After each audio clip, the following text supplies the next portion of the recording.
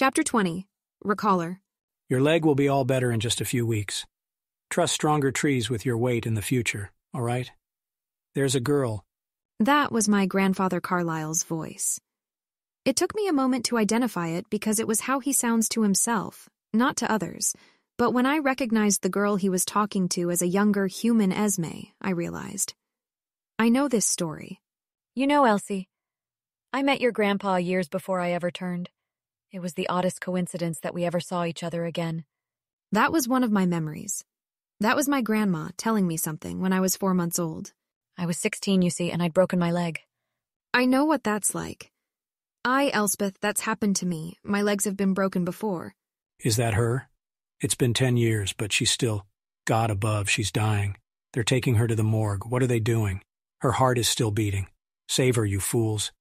No, they're right. They can't save her. I can. That was my grandma he was saving. He left her back when he'd finished treating her leg because he thought she should have a human life. But where am I? It was dark. I was somewhere where it was night. I thought I was sitting on Jake's lap. Were we in a car? What would my father, my real one, not Carlyle, say if he saw me now, elbow deep in engine grease? But I like this. I know how to fix the car. I can make it whole and make it run. I could build this car from scratch if I wanted to. I know enough about how it works that I could take scrap metal and make a car. Not much consolation for the fact that I can never make a life. I can never make a little happy child who will play in the front yard and get tired and come in and want supper. But I can make this car run, and I can give it fuel. That was my Aunt Rosalie. Why was I in a car? Addie was sitting up front. Try it again. I'm so sure we can fly, really fly. That's one power I've never found. No telekinetic or gravity tweaker or other miscellaneous witch can really, truly fly. But maybe Benjamin can manage it. And if he can, so can I. He laughs. I think he may be having as much fun as I am, and collects the air and jumps, but we must still be missing something. He can throw himself through the air for significant distances, and it is better than jumping. But he can't finally control that much air. He's catapulting himself, whipping up a wall of wind to push and then having to let it go when it gets big enough for the job. He's not flying. I want us to fly. I gather some air of my own. It could still be a matter of focus or creativity, not of a fundamental growth in the power. That was Addie. I had a whole lot of memories in my head. Did she do that? Where are we? I asked, finding my voice difficult to work but managing 3 syllables. The Traffelli household, Addie said. It's so convenient that you're conscious. Let's see if they're kindly disposed towards you. Traffelli. Gianna Traffelli, sir, I tell him. Is he a vampire, really? Truly a vampire? That's what I was looking for, but it's so strange to have found it. And rather terrifying. But my brother needs help, and there's only so much the doctors can do. I don't remember much. Or rather, I don't personally remember much. About Gianna. You could count the number of times I saw her on one hand. Although I guess I spent a few weeks I can't remember in very close quarters with her. But the first 23 years of her life were just there, if I wanted them and even if I didn't. Just as easily called to mind as anything that ever happened to me, except for the part where she was human the last time Arrow read her and had forgotten a lot. But she might help. They're here? They are, said Addie. Well, a ways up the road and around the corner. The car is stolen, you see. And when it's found, I'd rather it not be right in front of our destination. Wake your Jacob and we can be on our way. Jake, I said. Jacob Black. My Jasper snarls. Really? Well, of course, really. But why would a Kilut be calling Bella? That is what the name means, isn't it? That was the surname of the Alpha family? Or it's a coincidence? Or, oh no, did she? Edwards noticed something he doesn't like about my mate's thoughts, and he's standing between my Jasper and his Bella. But I don't understand yet what's going on. I can't see. Elspeth's in the way over there, and something else is blocking me too. I can't see. Said Jake. Elspeth, are you okay? I think so, I murmured. The memories are still popping up, but I can be here too, if that makes sense. Good, said Addie. Let's be on our way, shall we? She got out of the car, and Jake picked me up and followed her. The fellow who gave me this address indicated that Maggie, Gianna, and Ilario all live together at number 220 up ahead. She pointed. And have for the last 2 years. You're so pretty, Maggie exclaims, and Bella obviously doesn't know quite what to think. Well, not obviously, not by my standards. But she's waiting watchfully as the situation unfolds and doesn't answer the Irish visitor when she speaks again. I'll take good care of her. I wish I knew what Bella was thinking. I wish I could read her. But no, I shouldn't wish for that, not when she doesn't. Jake carried me almost half a block while I processed that memory. What was it? He asked when I pulled out of it and blinked and looked around. My father's memory of when Maggie met Gianna. You have your dad's memories? I guess that makes sense. Jake paused for a beat. Also potentially awkward. Well, it isn't like he's here, so I don't see how. It's... Wait, never mind. Don't think about it. Jake said. But it was too late, and I shrieked. Jake, I remember my parents' honeymoon. How could you make me think of that? I could have gone on forever without ever bringing it to mind. I'm sorry, He yelped. Ugh, ugh. But there was no getting rid of it. It was already there before he mentioned it, I just hadn't consciously processed it. Ugh, just never bring it up again. Quick, ask me about something else so I can deal with a totally unrelated memory. Where was Addie in 1857? Asked Jake swiftly, and Addie chuckled. Prague, mostly. A date, please. 4th of July. He said. Noon. Miklos isn't back yet. He said a quick lunch. Why is it I don't just turn all the witches I find so they won't need to take so many breaks? Yes, low profile, and I don't care very much if they go on to die of old age after I'm through with them. Some of them might get greater powers as vampires, but most of them wouldn't. Or if they did, it would only be a case of thinking faster, and they wouldn't surpass me with the copied version. And anyway, I'm not interested in babysitting newborns for a year until they can focus on things more complicated than blood, such as, of course, magic. More efficient to learn what I can from Miklos, teach what I can, bid him goodbye, and find my next pupil. Here we are, said Addie. It was a cute house, nestled snugly between 2 others and painted white with flower-filled window boxes in front of each firmly closed pair of curtains. It looked as quiet in the pre-dawn darkness as its neighbors, but if vampires really lived here, they certainly weren't asleep. It's probably best that you knock, Addie sent to me. You can put me down, Jake, I said, and he did, and I walked up to the house. My knuckles had barely touched it when the handle turned and the door swung open. There stood Gianna. She was quite tall, and looked down at me with a polite, distant expression in her black-edged golden eyes. Can I help you? She asked quietly. I hope so, I said. I'm Elspeth. Her eyes went very wide. Elspeth, what are you doing here? Who are these people? These are Jacob and Adelaide, I replied. We... Come in out of the street, Gianna said. Come, all of you. But if you, she added, pointing a stern finger at Addie, even think about harming my daughter, I will kill you. My mate will be able to confirm whether you have thought about doing so or not. I recommend that you avoid it. Daughter? She didn't mean me, did she? That's the heartbeat upstairs? Inquired Addie. I listened for that and heard it, a human's heart slow compared to mine, and realized that Gianna must have somehow had or adopted a daughter of her own recently. Relax. There is so much prey in the world without guardians. It's not my sort of entertainment to go after the better protected kind. Gianna nodded once, clenching her jaw, and we went inside with her. Maggie and Ilario were at the foot of the staircase and looked on as we filed in. Jake appeared to take in the uniformly gold eyes, but seemed edgy anyway, and put his hand on my shoulder protectively. Elspeth? Asked Maggie. What is going on? I opened my mouth, but Addie was creeping towards Maggie, licking her lips. Maggie backed up edgily. I won't hurt you, said Addie, and it was true, and this seemed to impress Maggie more than it would have affected anyone else. She stayed put, and Addie got close enough to touch Maggie's arm.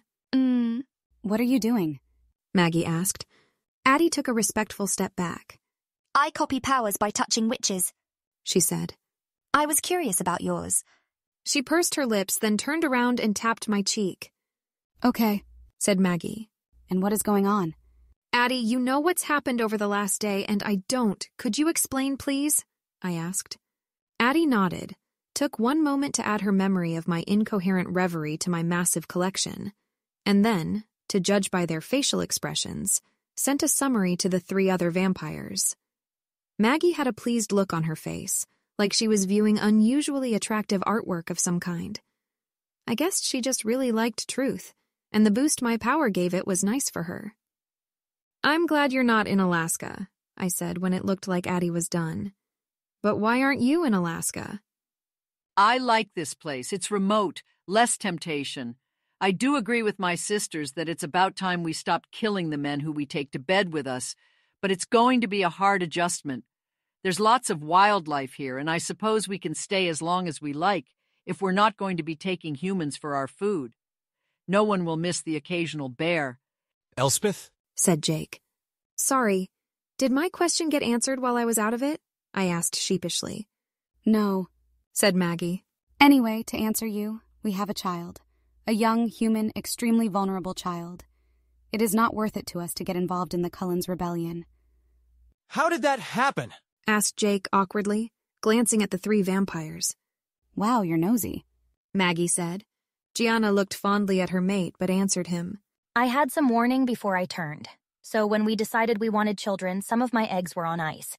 We saved up to hire a surrogate and a donor. I think he might be my lots of greats grandnephew. Put in Maggie. I did some genealogical poking around. This is all on the theory that my sister-in-law didn't cuckold my brother, of course, which is dubious. The hussy. I never liked her, and Brian was too good for her. And Molly was born. She turned 2 last month. Gianna finished. Oh, Elspeth, you might want to know. Maggie said. After we heard from the Cullens that your parents were dead, we know they're not now, of course, or at least probably, but we thought they were then. When we went up to Norway to get the eggs out of the freezer, as long as we were there, we destroyed Bella's and the frozen embryos. Didn't want somebody ill-intentioned taking them and growing you a brother or sister who could be used for nefarious purposes. So, sorry, I guess? You're an only child forever. Jake squeezed me, but I didn't have much reaction to the news.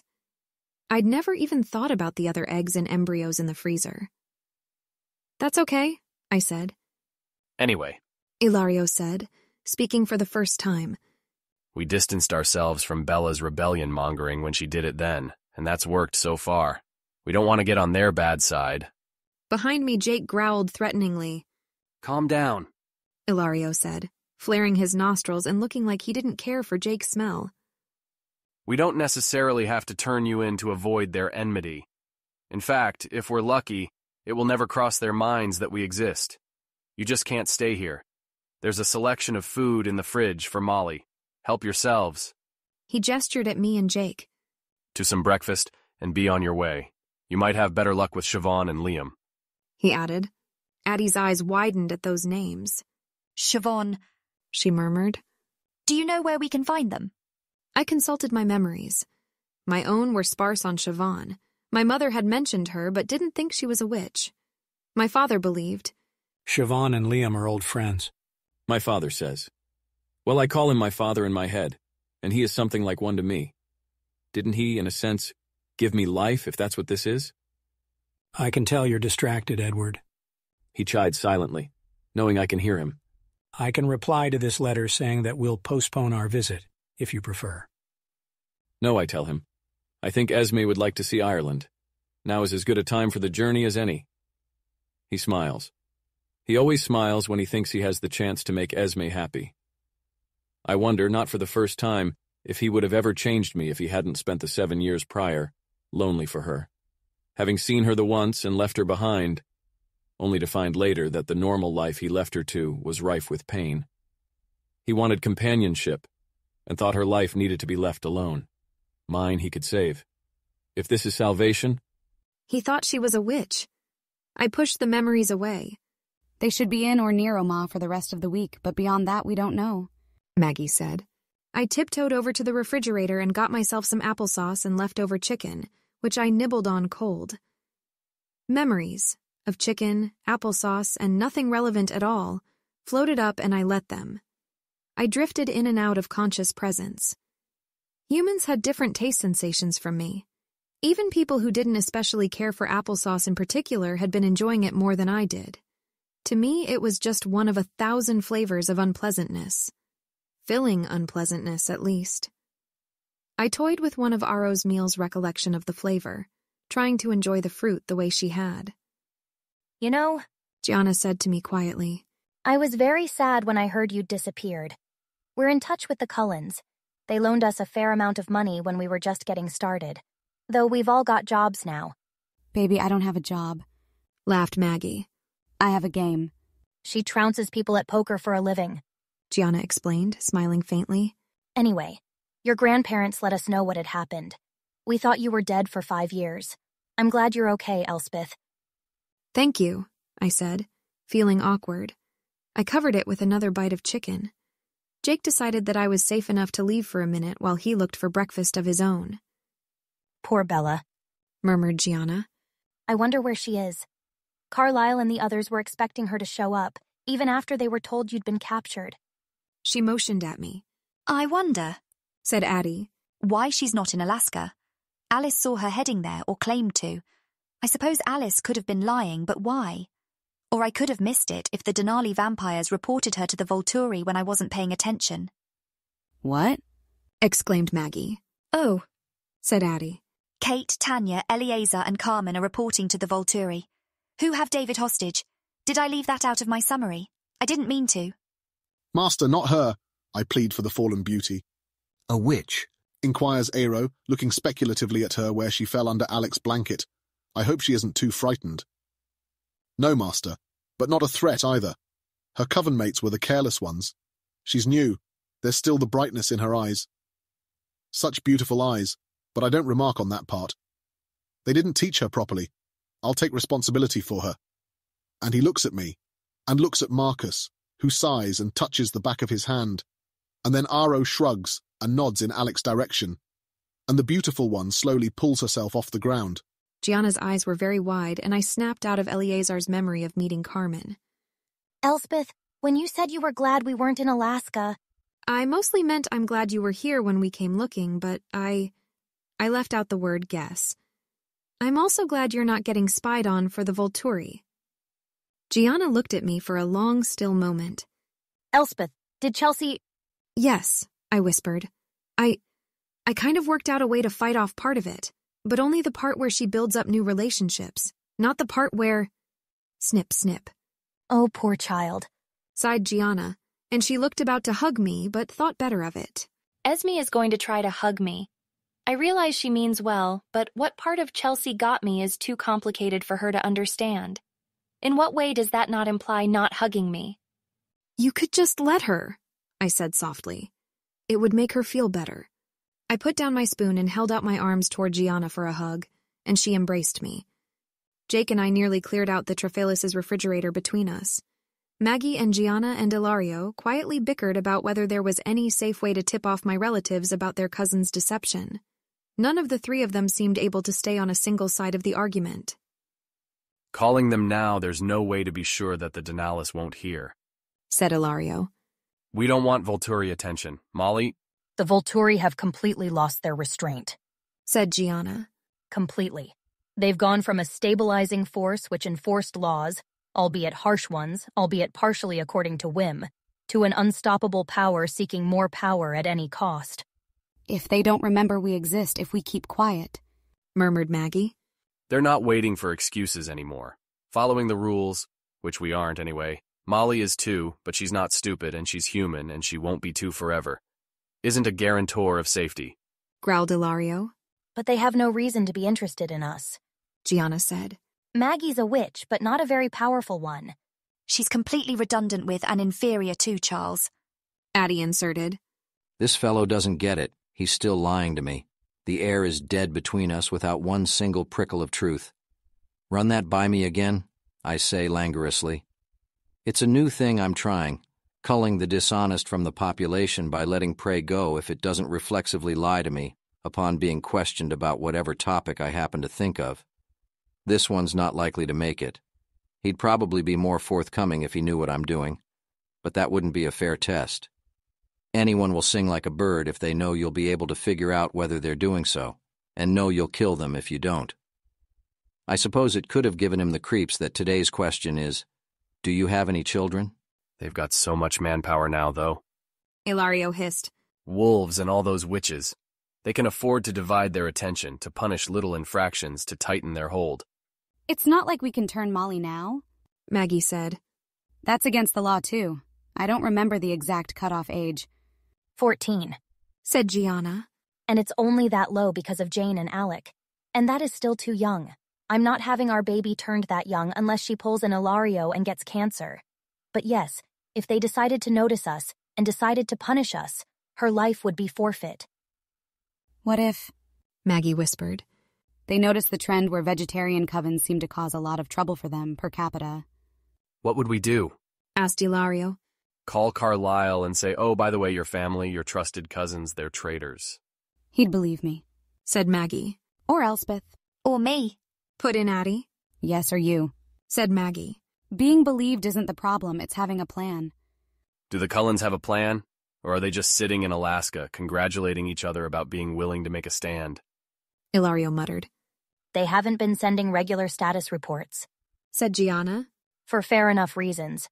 But my suspicion is that they're just trying to gather witnesses or something, and wait for the Volturi to come to them and hope that all the watchful eyes will be enough to prevent a massacre. Carlisle's so idealistic. Sighed Maggie. She snapped her head up and looked at Addie.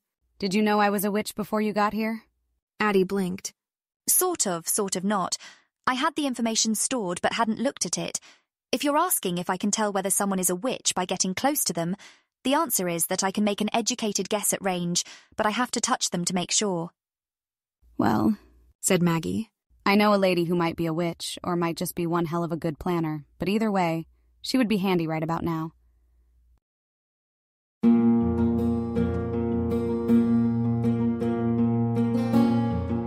This has been an AI reading of the Rational Twilight fanfiction Luminosity by Alicorn.